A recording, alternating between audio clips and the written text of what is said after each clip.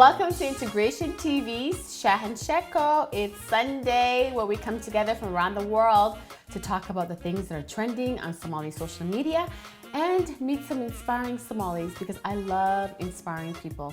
Remember, what we pay attention to always expands, so let's share good news in our community and talk about things that actually enhance our lives and make us live better quality of lives, I always say. The ladies you just saw singing, we're having some joy in Toronto. So let's continue sharing more joy, more videos. And who doesn't like to sing about love, right? That was Rahma Rose's Doctor song. Everyone needs a little doctor in their life, huh? Anyways, guys, last week we had a great show with Ahmed Nomadic. Thanks for joining us from Edmonton, Ahmed. We really appreciated his inspirational conversation about being an entrepreneur. And this week's show, we got coming up, the Cadaan researcher. That's right. I don't know how to say that word. The Cadaan researcher. It sounds so weird. But anyways, the controversial researcher from Cadaan Studies, the hashtag is coming up, where we talk to him all the way from Germany. And he's going to share with me a little thing about his life story and why he's so interested in Somali people and share what he wants to say to Somalis around the world. And ironically, I discovered him and I are cousins. So stay tuned for that interview because it's very interesting. Anyways, and this week on Somali social media, a few things have happened. There was a Somali singer. I'm not going to mention his name, guys, okay? Because I don't believe in spreading bad news or things that we don't like. He came out with a video that was half nudity in it, and Somalis around the world are kind of upset by it. And they're shocked that a Somali singer would have nudity of Somali girls in their videos. So my only question is, for all those people that are upset by it, why do you keep sharing the video? Do not share it. Do not talk about it. Do not spread the news. What we share, what we expose online is what continues to grow in our community. So if we don't like something, just hit delete. Just like me right now. I'm not going to share his video. I'm not going to mention his name, but I just wanted to give you the advice. Delete the video. Ignore it. And another thing that's happened is the Kenya controversy. There's a lot of controversy right now in Kenya regarding Somali refugees. Guys, I've been to the Dadaab refugee camp. It's not a pretty place to live. My hashtag for all Somalis in Kenya, let's go home. If we can build economies in Kenya, we can do the same thing back in Somalia with safety. This picture just breaks my heart every time I watch it. It's a Somali woman being beat by a Kenyan police officer. And this has upset many people online. And this week we have a special feature called Face Off, where we meet our fan of the week off Facebook. And they give us their opinion on this picture from Kenya with a Somali woman being beat by a Kenyan police officer. Let's go. Face Off this week on Integration Shahan Sheko. Hello, my name is Ismail Warsame. I live in Oregon, Corvallis, Oregon. I saw that picture that was posted, that was circulating in social media, and it's a very, very, very disturbing picture of that highlights the abuse, the persecution of Somali ethnic people in Kenya. I lived in Kenya for 3 years, from 1998 to 2001.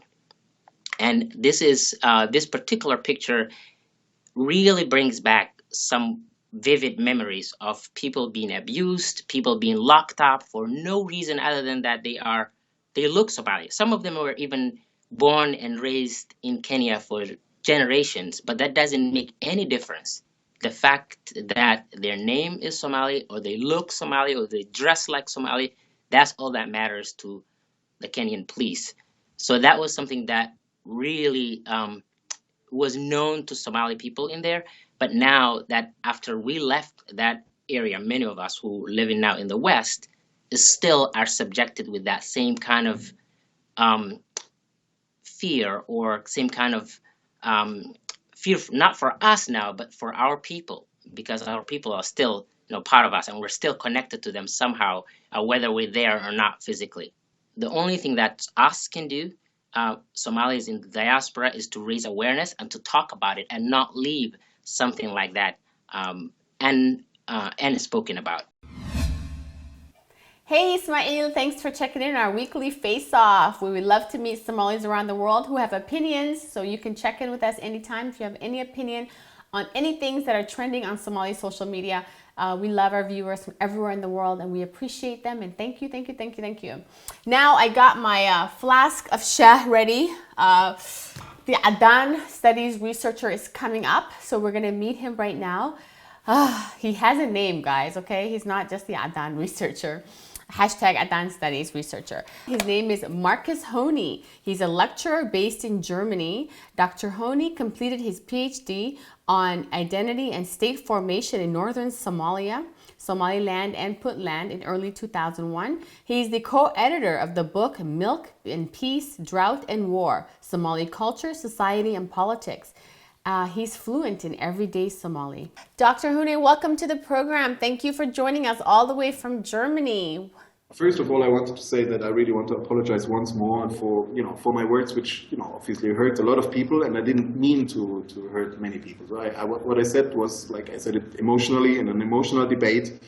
I was pretty hot-headed, but now I really feel sorry for having caused lots of pain to people. Yeah, so that's what I want to say.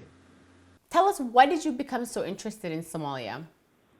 No, in this process, actually, honestly, I only started to learn about Somalia, about Somali culture, history, and politics.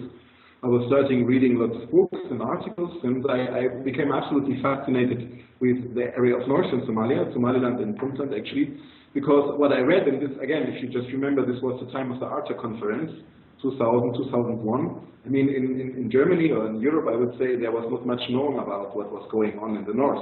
The only news we had, it was from Mogadishu, and was actually from 1990. So when I learned that there's kind of an area of Somalia which is more or less peaceful, and where there is kind of local initiatives of rebuilding the society and the country ongoing, based on traditions, Somali traditions, I was really thrilled. And then I met a Somali fellow in Germany who read my MA thesis and who was quite interested about it, and who invited me actually to Hargeisa. And though I went on my first trip just after my MA, like my father gave me some money, and I went to Hargeisa on my own, and it was in July 2002. And I was absolutely fascinated how life was ongoing there in an area which in Europe was known to be a failed state. So, and that's what was when I started to learn Somali. What do you like about Somalis? I mean, people are extremely sharp, they're extremely outspoken, passionate, and that's what I found absolutely fascinating. So I really enjoyed sitting with Somalis and having debates about all kinds of things. Also Somali jokes. I mean, the way how irony works in Somali context. I found it really interesting. Also in the political context. Can you share with us about your journey to learn the Somali language? Yeah, that was really beautiful. I mean, it took me like 7 months, basically, when I started as a PhD student. So I came first like on my own for 2-3 months just to see how the situation is, and then I returned back to Germany and there was a grant proposal. I got the grant, finally, I got my PhD grant, and then in 2003, in September, I returned for basically 1.5 years. And I started out like going to a normal school, actually, in Hargeisa. I went to a school and I asked a Somali friend of mine who was a teacher there to just switch, the English to Somali. So actually he was usually teaching English to Somali students, and I asked him please to change it around and to teach me Somali, and it worked out quite well. So I spent like a student, like 3 weeks, 6 weeks actually. I went to proper school every day. And then after I learned the basics and I had read some book about grammar and stuff like that, so I went to the markets, we can say. I went to all kind of areas. And I mean, when I went to the more remote areas, you don't have any chance but to speak Somali. Or you don't find so many people who would speak English all the time. My understanding is much better than my talking. How did you get involved with the Somaliland Journal of African Studies? That's the head of this controversy. Yeah, okay. I mean, from an institutional perspective, I think it's absolutely correct. I mean, I was not aware of the fact that there are no Somalis on the editorial board or on the advisory board. So I was asked like a couple of months ago by the editor, and I didn't even know the editor, honestly. So I was just asked if I want to be on the advisory board. And I really thought about it for 2 days, because I remember I felt a bit weird about, Somaliland Journal for African Studies. I was more concerned about the political implications of the whole thing. So I work on Somaliland, and I love to spend time in Somaliland, but I know it's a contested issue. But then after a while, I just decided, yes, let's go for it, because I spent lots of time there. I spent time in Hargeisa. I spent time in many other places of Somaliland, but I felt some responsibility, and I said, okay, if they ask you to be on the editorial board, which just means basically giving advice occasionally when you're asked, at least it was my understanding, and I thought, okay, let's do it. But I didn't really check who was involved in the whole thing. So that was my mistake, I guess. But then now when this whole debate came up, I realized that, yeah, I would now say there is a real problem. Indeed, with having a journal which is called Somaliland Journal of African Studies without any kind of real personal and institutional tie to Somaliland. I mean, the whole thing, what went off on Twitter and Facebook, I mean, it was also educational for me. So I really understood some issues which I didn't understand so well before. And I would say yes. I mean, why, if you call it Somaliland Journal of African Studies, you should have some kind of more deeper relation to the Somali territories than what obviously was the case. And I hope that the editors actually changed that. What did you learn from the Cadaan studies debate?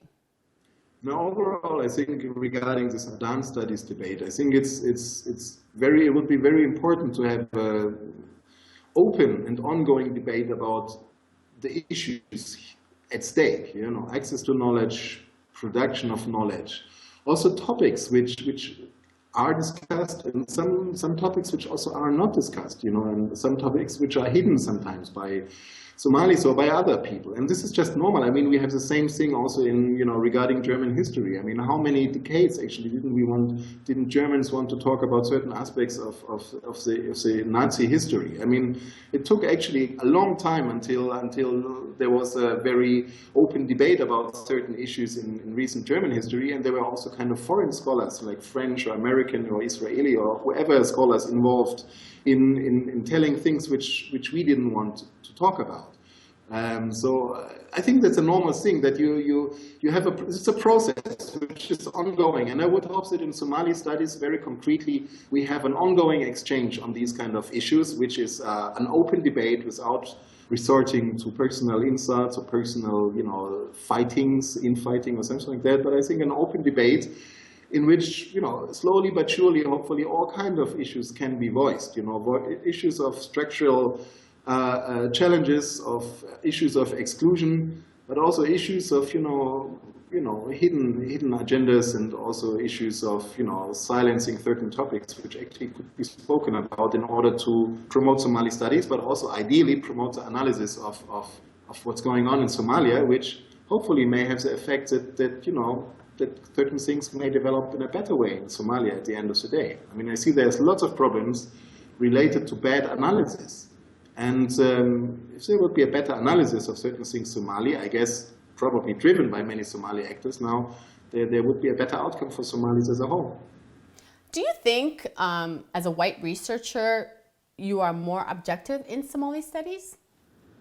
No, I don't think that it's no. I mean, this issue of objectivity, I saw that in your interview with Safia, and actually I never touched this issue. I never spoke about this. But if you ask me about this question, I actually can refer to an interview which I gave to SomaliStudies.com, I mean, 14 months ago, actually, in which I said at one point there's no way that anybody can be ever really objective about something. I mean, that's just a general thing. We all have our biases. So Somalis, individuals, have their own biases. I have my own biases. And I think it's just honest to admit that, and to also reflect on it, and also to bring it into the debate. So I would never say Somalis couldn't speak objectively about Somali issues. You know, I don't think so. But it's necessary that everyone reflects about his or her own bias and really brings it to the open. No, what I really don't like if people, and that's not related to Somali studies only, but to any social science studies, if really people, if you read their papers and you realize actually they have this very strong bias, but they pretend as if it's just, you know, a very neutral study they are doing. I don't like that. And I think with Somali issues, it's particularly dramatic because there are so many unspoken problems, and I think to overcome these problems, you have to speak about them and not try to hide some problems and highlight others. Some of the unspoken problems, I guess, but we shouldn't really continue this here, but some of the unspoken problems are related to clanism, are related, you know, to competition for power, to competition for resources, are related, you know, to these kind of things, at least in the political field. You know, I mean, when Somalis know this much better than I do, I mean, I just observe this sometimes. From your experience, are Somali minority groups excluded from research by dominating groups to this day? I think in some parts of the Somali territories there is a kind of a very good debate ongoing now about these things. You know, I don't know all the Somali territories equally well. So actually, I spent, as I said, most of my time in northern Somalia. So, and I think in Somaliland there is quite an interesting debate now in Hargeisa ongoing about minority rights, and there's much awareness about these issues, and there's also lots of activism from the community itself. And I think this also happens in the diaspora, and there are also many people from not minority groups, from majority groups involved in trying to help. So I think that's very important. I don't know how the situation is in all the other Somali territories, to be honest. Okay, so there's a rumor out there that you consider yourself a clan member of a tribe. Do you want to share with us? No, I'm one is Kishigana and Dulbahanta. Are you serious? Oh my God, so you're like my long lost cousin. One is Kishigana and Dulbahanta. Well, it's been fun chatting with you. Thanks for joining us from Germany. And like I said, you know, we have to be careful always what we post online, what we say online. Every word is a powerful meaning. And thank you for your apology to Somalis around the world. And we look forward to anybody who works in Somali research sharing good stories about Somali people and advancing the cause of the betterment of Somalis around the world. Thanks so much for joining us, Marcus. Take care. Bye-bye. Hey, it's been a great discussion with Marcus Hune from Germany. Today's been a great show. I really appreciate all you guys. Don't forget, subscribe all the time to our channel so that you can be aware of all the new shows that we got coming. Our new season in Toronto will be starting soon. Stay tuned for that. And don't forget, at the end of May, I will be hosting the Halal Food Festival in Toronto with 30,000 people. So make sure you come out at the International Center in Toronto, Canada, if you are there for the Halal Food Fest to enjoy great food. We'll see you next week on Shahan Sheko on Sundays. Don't forget, subscribe and support our dream. We got this. No more dream killers. Take care.